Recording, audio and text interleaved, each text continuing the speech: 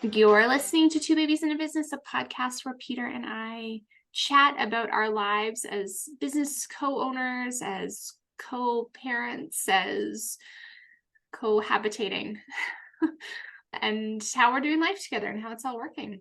We have some exciting things and stuff that we're both working on, both together and separately.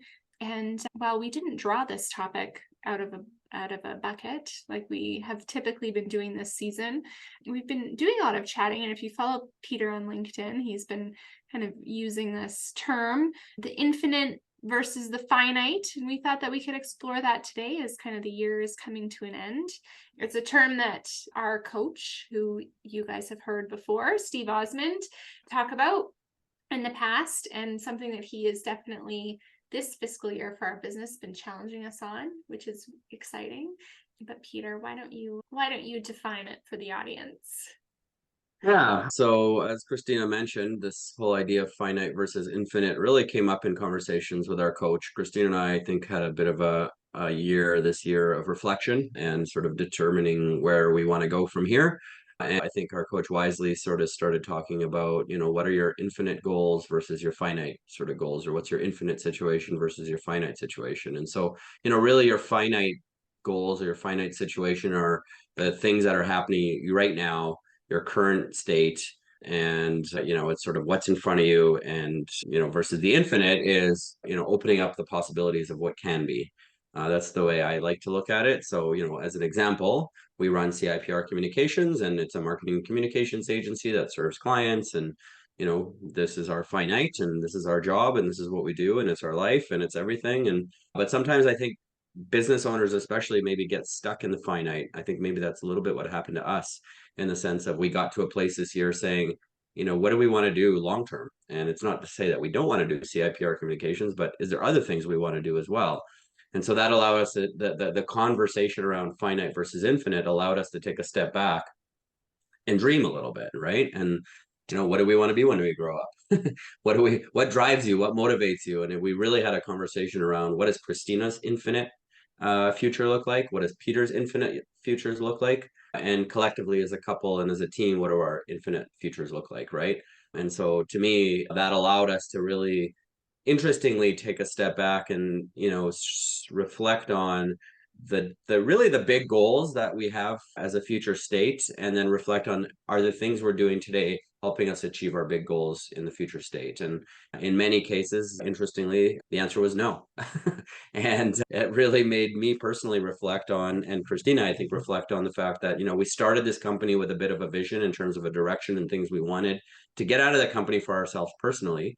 And then we kind of started going down a path of growth, and which is great, but it really made us reflect on, are we just growing for the sake of growing? Growing means more staff, growing means a leadership team, growing means a lot of other things that are headaches to some extent, versus maybe not growing and maybe being happy with the size we are, but optimizing and optimizing for our own things, other things we want to do. So I guess that's, I guess how I would define finite versus infinite, and maybe some of the conversations that we had. And then I think, going from there, I suppose we can share more what our infinite is for each of us. And what's your infinite, Christina? Well, I don't know. I had a different kind of vision for this conversation in terms of that. But I think that for me, we kind of teased this conversation out in our conversation with Lindsay White a few episodes ago, as we talked about kind of the state of business ownership and what entrepreneurs are thinking and doing. And I think that, as a business owner, and I'm hoping we can talk a little bit more generally just about kind of how we came to some of these realizations. And for me, I think, it's no secret if you've been listening to this podcast for a while, I'm all about short-term goals. My long-term goals are my long-term goals, but I don't typically digest them in the same way as I do something short-term. I like to drive towards a list. I like to drive towards, okay, what's the next thing on the horizon that we have to do? And, I don't necessarily think my infinite ever changed.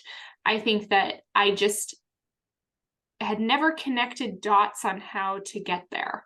I think that when I started CIPR, there was a definite vision around why I was doing it and what I was hoping to achieve from it.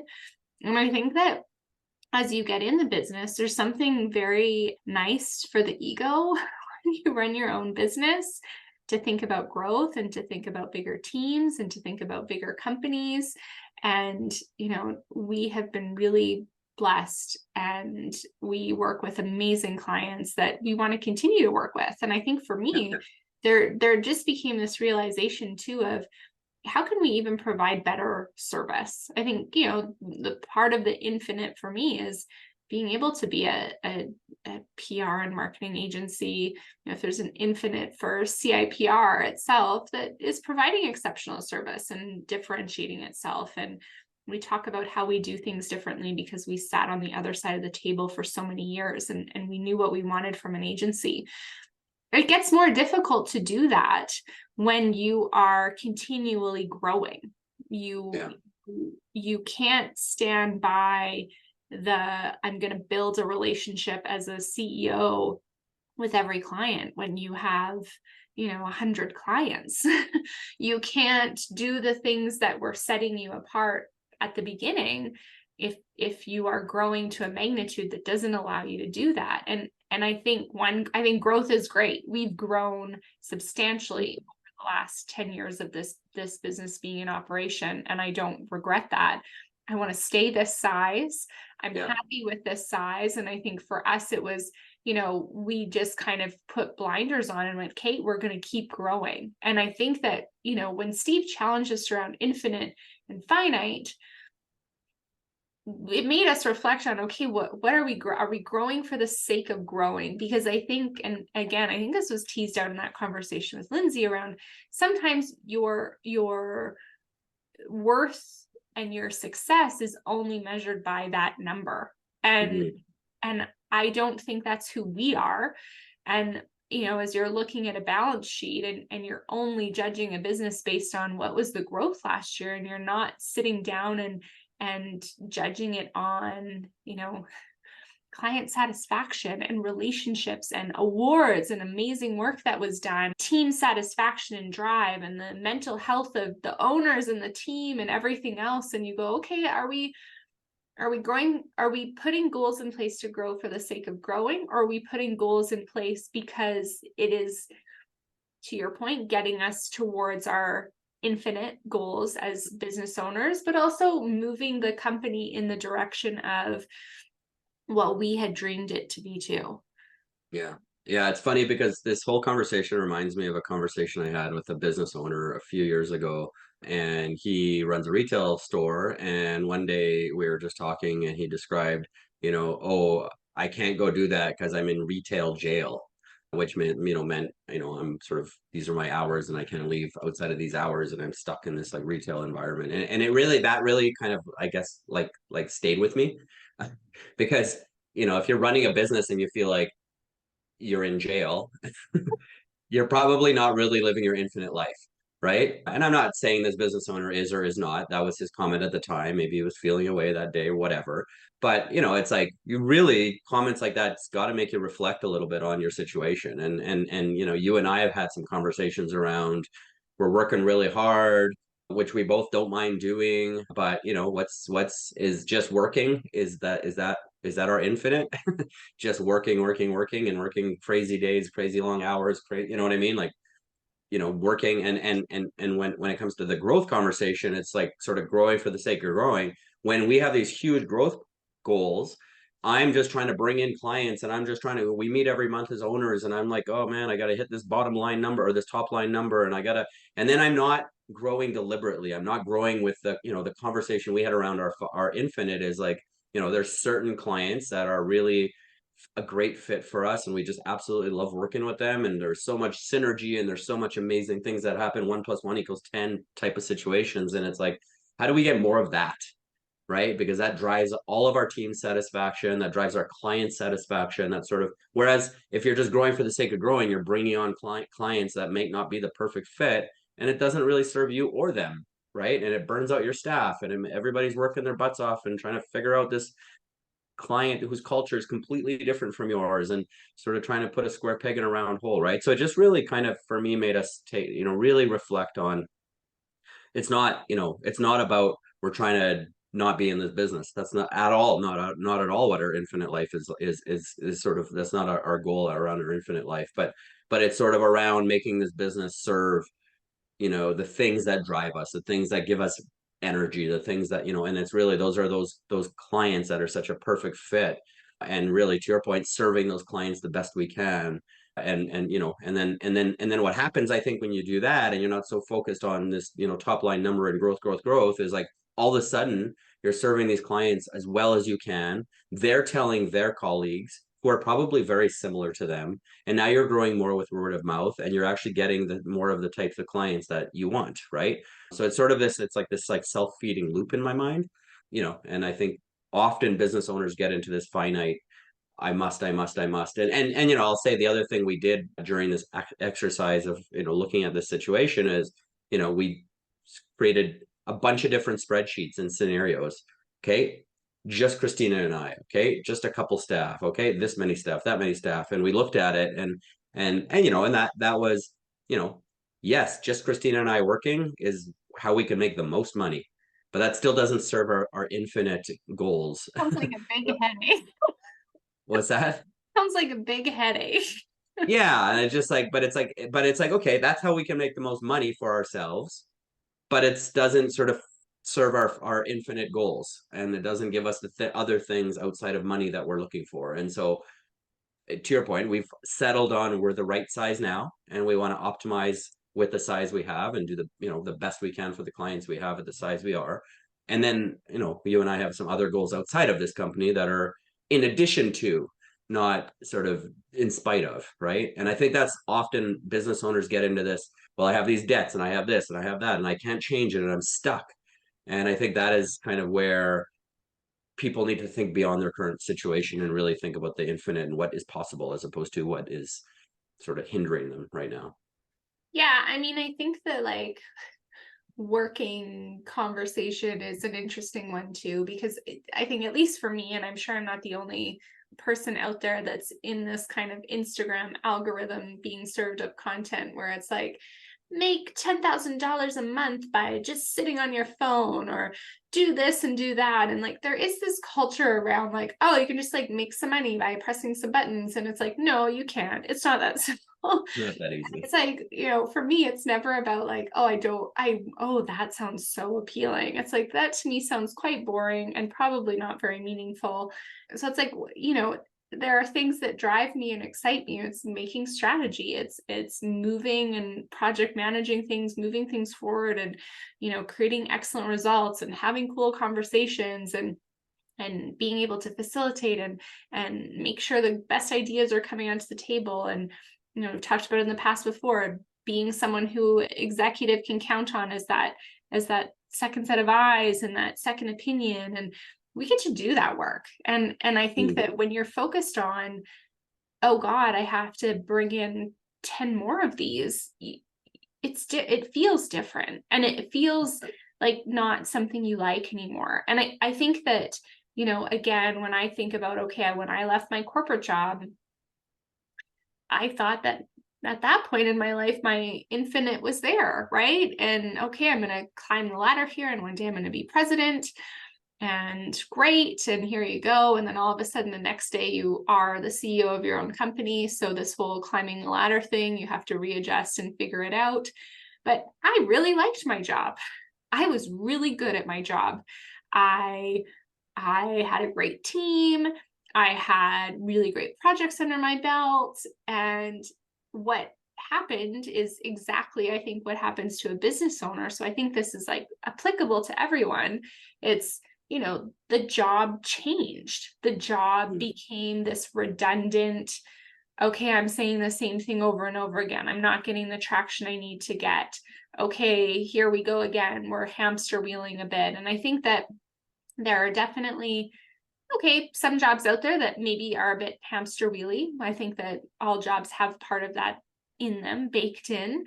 But I think too, in whatever job you're in, you always have the ability to try something new, do something new, reinvent yourself, ask a tough question. You know, we were joking with our friends this weekend. We were talking about AI with our friends around a dinner table, and one of them said, "I'm going to bring this up at my corporate retreat this weekend or this coming week." And I laughed and I said, "Oh, sounds like you're going to like get yourself a new assignment out of this. Like you're going to have to own when you ask this question." And it turned into this like, well, that might be okay. That might be something interesting to dive into. So as I reflect on my career there, I wasn't happy because I wasn't able to do the things I loved anymore. And I was stalling out. And whether that was my fault, whether that was leadership's fault, whether that was the organization's fault, whatever, but that's where I was at. And I think that, you go back to that moment of, okay, CIPR full-time, here's what I'm going to do. Here's where I'm going to add value. And I think that it wasn't necessarily stalling out on the doing, because obviously we were many hats in the organization, but it was the stalling out on, okay, like business ownership. Yeah. We're kind of in this hamster wheel, and the hamster wheel is, okay, we grew a lot. Okay, we got to grow more. Okay, we got to grow more. And it wasn't this stop and reflection of, one, celebration. Wow, we've been amazing. We've done a lot. Yeah. Two, the big why. Like, why are we growing? We're doing things we love. We have an incredible team, a team of all-stars. Everyone's busy. Okay, so that just means everyone's busier. Right? So you start to unpack and like unwrap the package, and you're like, okay, whose ego are we now feeding? And like, what do we really want to do? And I mean, as we had this conversation, it's not like our business goals changed. It's not like our VTO changed. Like it is changed a little bit. Just changed a little bit. The only thing, just the numbers, some numbers changed. Numbers, right. So, it's still about targeting the same people. It's still about niche industries we love. It's still about great service. It's still about, being different.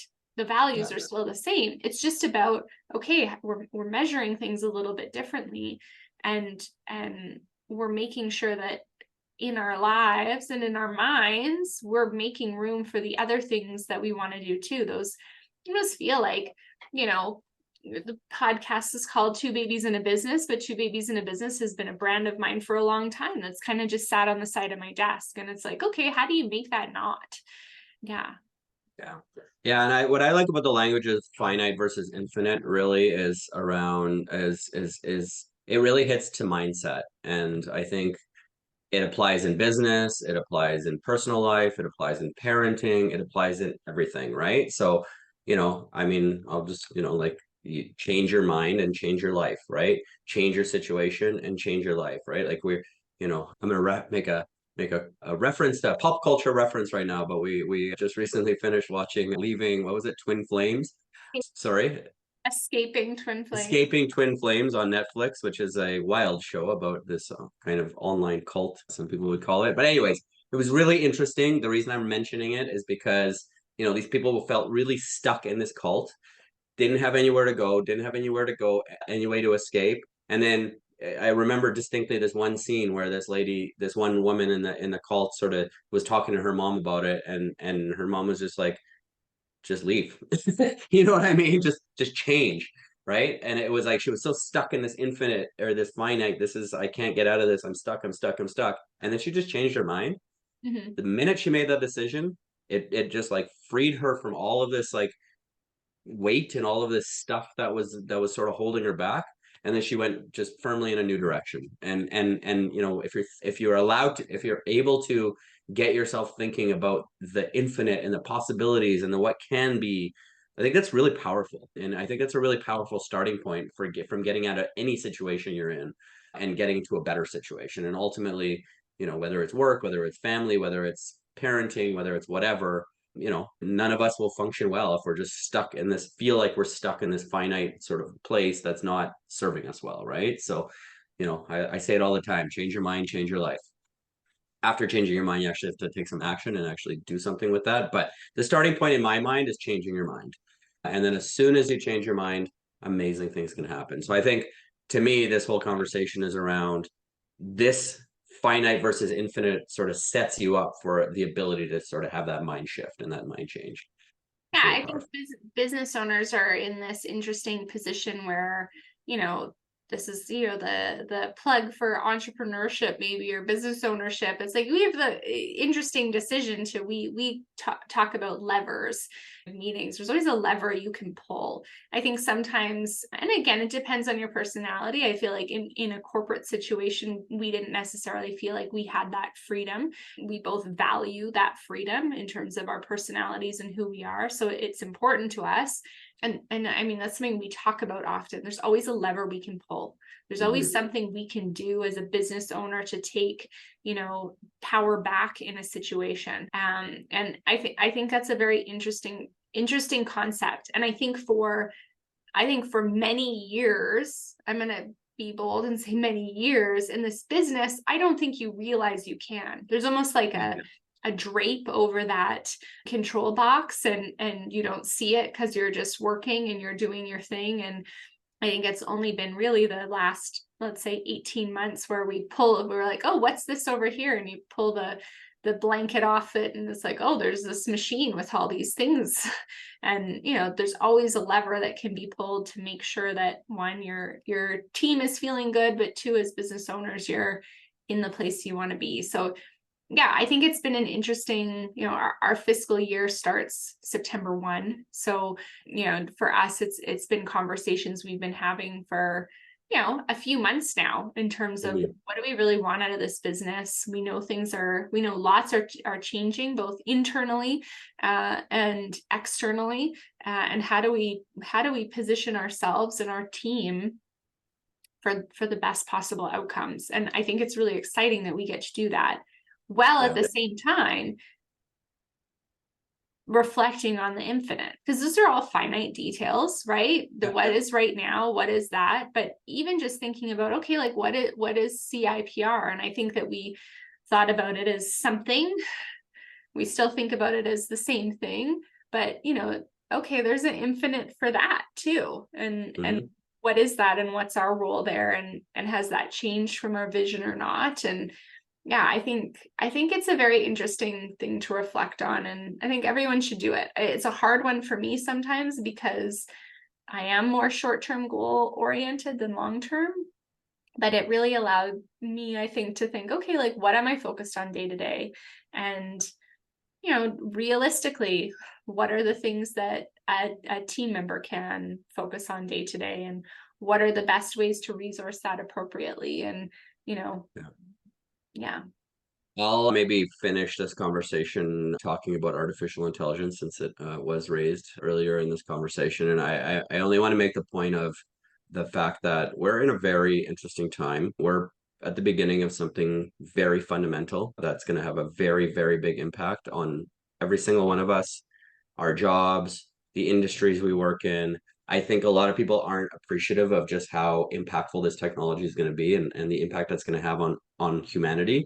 And so the only reason I raise that is because I think many people are going to go into this, what I'm calling a revolution, with a very finite approach, but it's a really big opportunity for people. And I keep telling our staff, I keep telling everybody I can possibly tell, like, get educated, learn about this stuff, figure out how you can actually make this to your advantage, because there are going to be some major winners in all of this, and there's going to be some big losers in all this. And I think, to me, the difference between being a winner and a loser in all of this is your finite versus your infinite sort of mindset, and your sort of approach to it. Because I think that, to your point, we're really early and we're on the cusp of something really big, and it's going to have infinite potential for so many jobs and people and industries and careers and all these kinds of things. But for those people who ignore it and let it happen to them, it may not be that positive.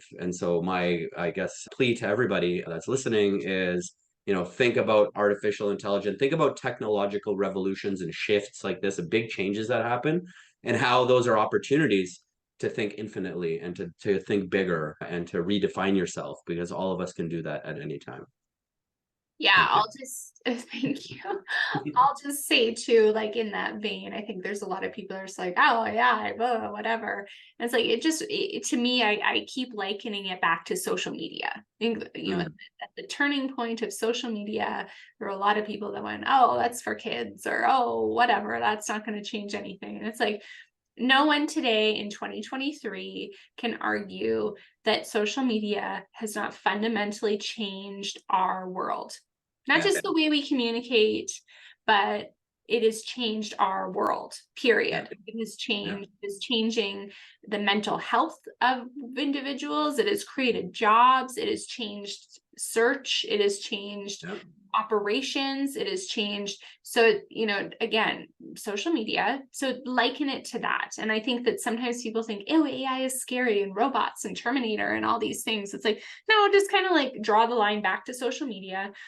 And, again, I'm not this old, but I'm sure there was a similar, the internet and that kind of 100%. mass piece, right? Like, and, okay, guys, this is the next one. So Yeah. shit or get off the And pot. this one is likely more profound than both the internet and social media. So it's a big one. It's a big Yeah. one. I But think people really, I think too, it's like whether you want to believe that or not, yeah, a big one, it is one, it is one. and it will have similar impacts, Yeah. and it would be more rather than less or Yeah. equal to, who knows, but yeah. So And it's just the point is it's an opportunity for everybody to think about their infinite because things are going to change. And so, it's an opportunity for you to take some control over some change and try to make the best out of it for your own personal situation. So, I think all of our finites are going to be challenged, whether we challenge them personally or not, is kind of where we're at today, in my opinion. it's true. Well, I'm glad that we have gotten to explore our infinites and our finites together. Thank you for tuning in to another episode of Two Babies in a Business. To learn more, visit ciprcommunications.com or catch us on our socials at CIPRcoms.